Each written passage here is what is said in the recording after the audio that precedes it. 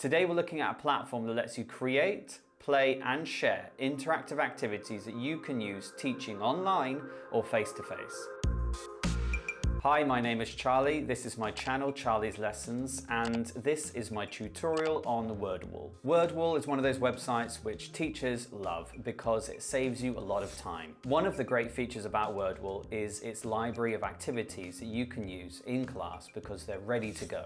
The games that you can play on WordWall are super simple to use. There's a lot of variety in the types of activities that you can do, so the students never get bored. And if you're feeling creative, then WordWall lets you create your own activities that are perfect for your class. Now, is WordWall free? Well, yes and no. The basic or free version has all the resources that you're going to need if you want to get started today.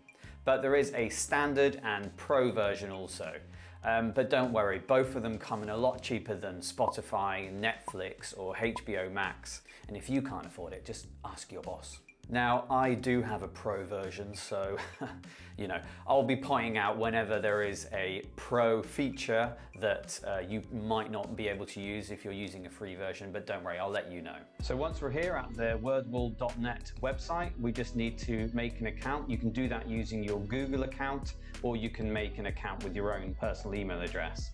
Once we've done that, we just go to login and we're at the home page. Now, the most important place to start, I think, is with community. This is where you can find all of the user-created content on the website that is ready to go in your class.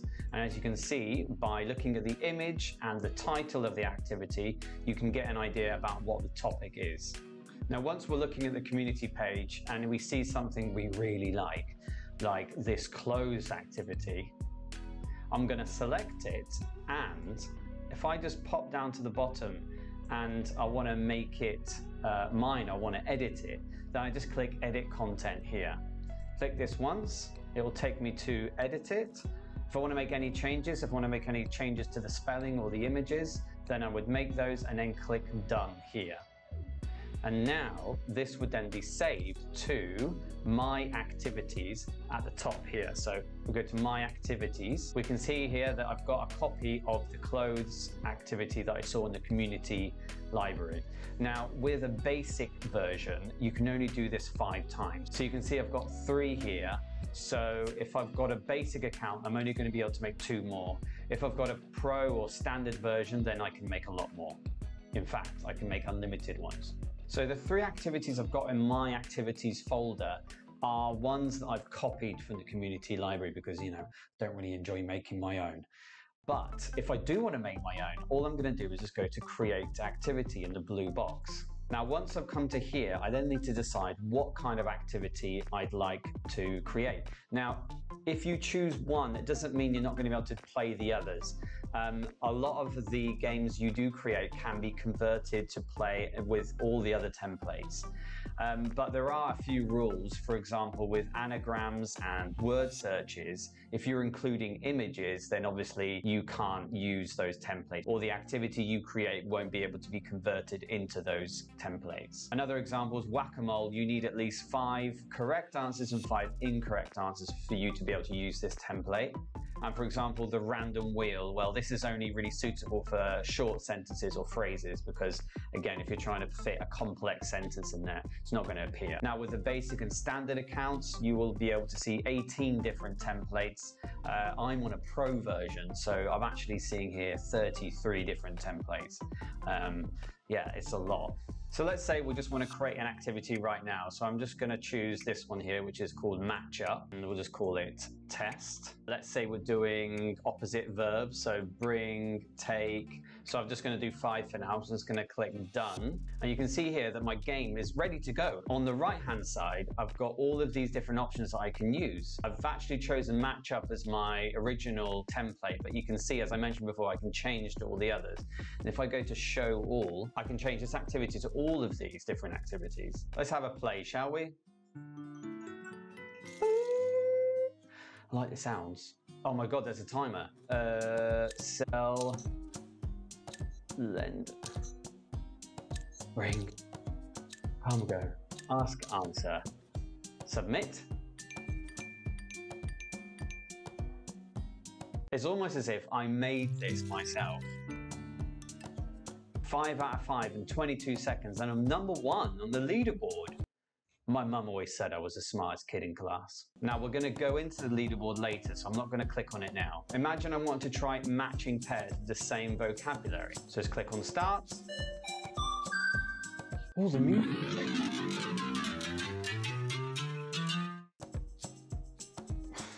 Jesus, that was terrifying. Find a pair. Now this is one of the things I love about this platform, is all the different sounds that change with all the different activities, and this helps engage my students, especially if you're teaching younger learners. Okay, I'm going to stop this game now and let's take a look at how we can share this in class. Now let's imagine I've made this activity and I'm really proud of it and I want to share it so my students can play it. So I'm going to go to My Activities on the website, and here is the activity I made. Just click on these 3 dots and we're going to go to Share. Now I'm going to just say Publish, and here is a link that I can share with anybody. I can also see I can actually embed this on a Facebook page, on my Twitter account, or even on Google Classroom. Now I use Google Classroom a lot, so I'm going to click on this and it's going to take me to all the classes that I have connected to this account. So I've got all of these, so I'm not going to share this right now, but just if you do use Google Classroom, then this is how you can share it with them. We can also use a QR code if you want to get that to your students a lot quicker than sharing it via email or Google Classroom, then this is also a good way.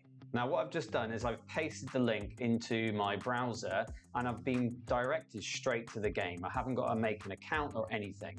And I can check that it is from me because it says here by Idiomas Cádiz, that's me. And I'm just going to press start and I can start playing it immediately.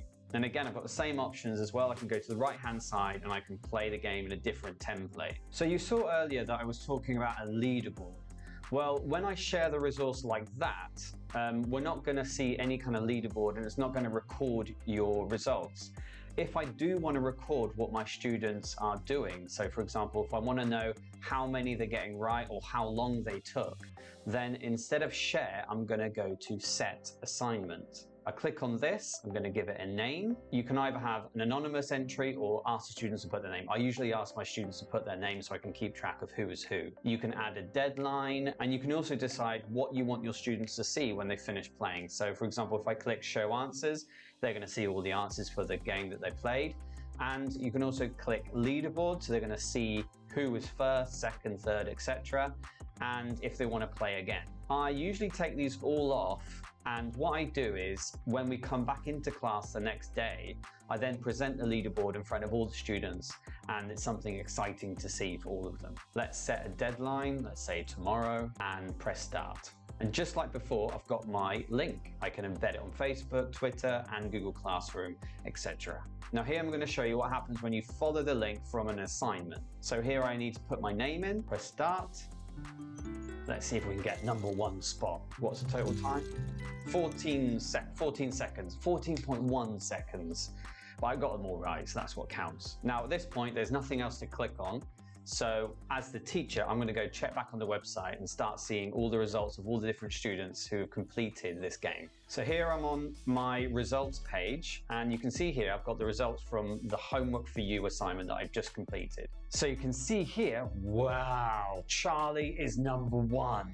It doesn't matter there's only 1 student who's done it, you know, because I got 5 out of 5. I was the fastest. I'm going to call my mum and tell her. And if we go right down to the bottom, you can see the leaderboard. And look, here I am. If you have a class where every student has a device, or at least every other student has a device, then you could play this technically live. You could do this like, for example, Kahoot or quizzes. All you'd need to do is share that link to the students or display the QR code in the class. So for example, on the projector or on the computer screen, and get the students to scan in the link and maybe ask the students, everyone, to get the activity up on their phones or on their tablets and maybe count down from 10, 9, 8, 7, etc.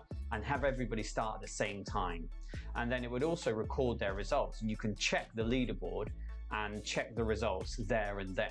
While this is an option, I do actually prefer using the other tools I just mentioned for live in-class instruction, and I use Wordle a lot more for homework or activities that I set outside of class. Now, talking about setting students' homework or setting them assignments, I usually set this online, so digitally. So I might share the link via Google Classroom or ClassDojo, for example. But if you do want to test your students or you want to use a printout of the activity, then if you scroll down on the right-hand side here and below interactives, you've got printables in PDF. Now, this is not available on basic accounts, but on a standard or pro version. Although even with a standard or pro version, there is a limit on the amount of printables you can make. But let's say I want to give my students a review activity using exactly the same vocabulary or language that I've used in this activity. All I need to do is go to printables, go to show all. I might choose, let's say, matchup activity, which is the same. And within the website, it's going to come up with a PDF. I'm just going to go to print or download. Now, this is good for students or for parents who maybe at home don't have access to a PC or computer, or they just prefer having the students do it on paper. So this is a good option for that. Well, that's the end of my tutorial on Wordwall. I hope you enjoyed it, and I'm sure this website will be of very good use to you as an English teacher. If you liked the video, then please subscribe, leave a like, and write a comment if you want to say hello. I usually write back. And I'll see you in the next video.